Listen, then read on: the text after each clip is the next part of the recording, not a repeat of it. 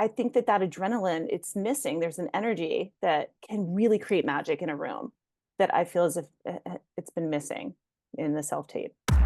If you got something, let it rip. I'm never going to do this again. Everybody grapples with this idea that you're really a fraud. Like, I'm alive. And that's when it clicked with me. And I thought, these are not superheroes. These are just men that can do super things. This is Matt Del Negro, and you are listening to the new stripped down 10,000 No's. Today's episode was ripped directly from one of my Insiders Acting Community Zooms, where I've been mentoring actors since 2021. This clip was with one of our monthly Industry Insider VIPs. If you want to be a part of this community, stick around to the end to find out how. What we do here is go back. If I were saying the top 3 ways that actors can help themselves, and I mean both overall career and audition for a specific gig. I guess my biggest tip, and I'm telling it to every actor who will listen, is to really create a scenario that is most like the room as possible. And I don't mean make it professional lighting and the backdrop and everything. I mean the experience, the feeling of an audition.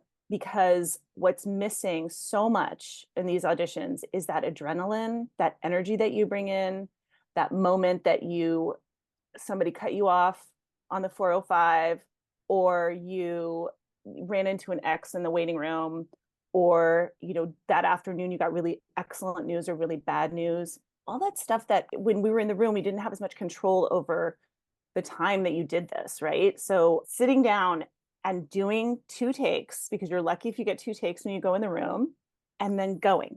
Yes, if you flub your lines, you have the luxury of retaking it, fine. But I feel like there's so often we see these tapes and we see like a take, and then suddenly it's dark outside in the next take. So clearly it's been like hours, and you either worked on it for a long time or you came back to it later. And I just feel as if there's something missing, and you're not doing yourself any favors by doing 10 takes, because you're not going to get that on set.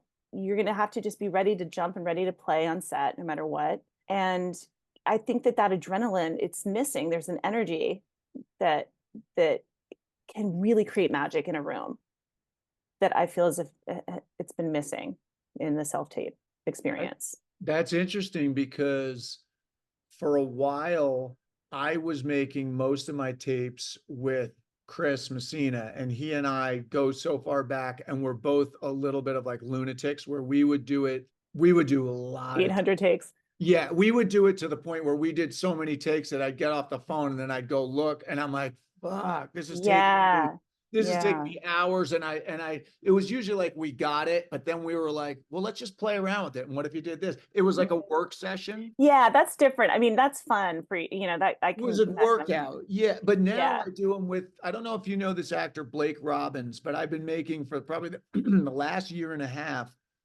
He and I have been putting ourselves on tape, and we've been having a lot of success at it. And we have this new thing, which is like, and he came up with it really.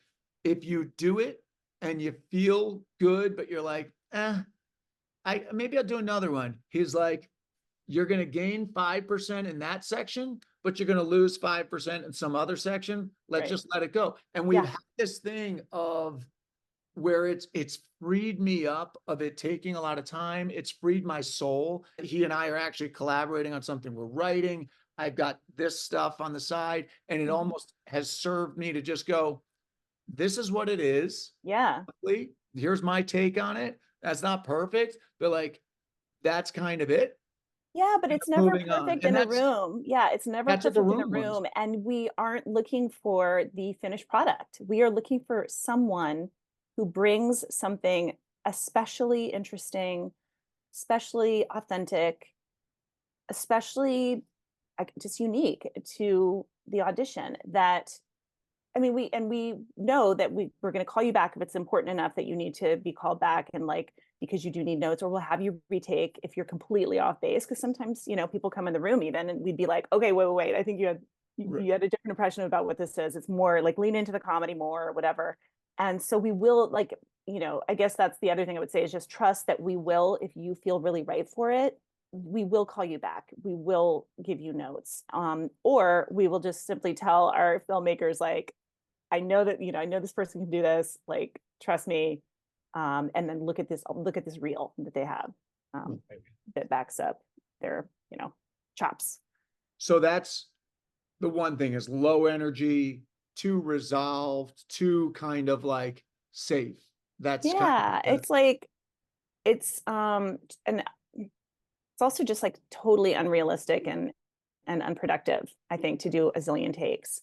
I think if you're having fun with it and like you're working on something and you're like, this is really cool, but even so, when you're getting ready to tape it, I feel like just do 2 takes. And I do like 2 takes, even if it's very like, I never ask for someone to like do 2 dramatically different takes, because my assumption is you've worked on the scene and you found the truth for it, and you found what feels most right for you, or like feels most authentic. And there's probably not like 2 wildly different takes that feel really authentic.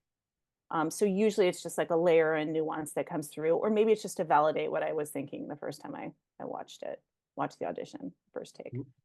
And so what would you say are, well, you're kind of answering it already, but the things that can help someone is just, I guess, specificity, bringing them, creating the scene. That's a big one I see if I've coached people, is I'm constantly going like, don't think of it like it's an audition.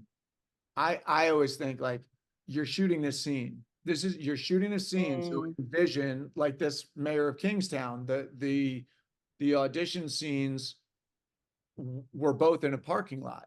They were in a parking lot outside the prison. So it's like really envision. And you did something for Long Bright River that was outside, I think, didn't you? Yeah. Oh, Yeah. we just shot it, by the way. It was the birthday party was the one that we did. Oh, the birthday party. We shot that the other day, Ooh, by the that way, was in Coney awkward. Island. People are not going to like me. All right, that's it. If you dug that clip enough that you want to be a part of this community, just go to 10,000nos.com to join. In the meantime, thanks for listening or watching. Either way, we're glad you're here. And remember, failure is just opportunity in disguise. You can flip the script to make your setbacks serve you. See you next time.